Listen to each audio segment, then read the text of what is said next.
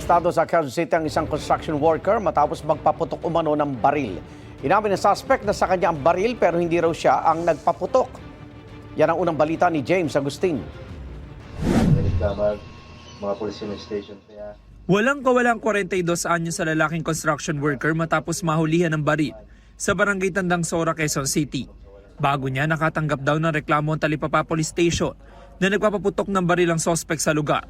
Kami po ay nag-conduct ng casing and surveillance with the follow-up operatives. Doon po ay naktuhan at nakita na may hawak-hawak na baril at kinakalikot po ito.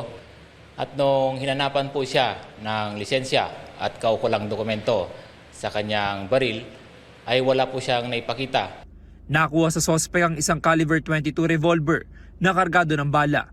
Inaalam na ng pulisya kung saan ito nabili ng suspect. Isinumiti na rin ang baril sa crime laboratory.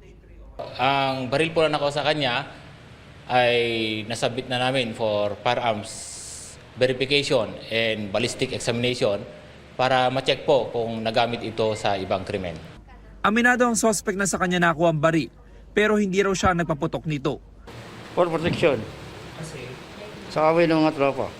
Pero nagpaputok daw kayo ng baril. Kasamahan ko po yun. Sa record ng pulisya, dati nang naresto ang suspect dahil sa pagsusugal. Ngayon, sinampahan naman siya ng reklamong paglabag sa Comprehensive Firearms and Ammunition Regulation Act. Ito ang unang balita. James Agustin para sa GMA Integrated News.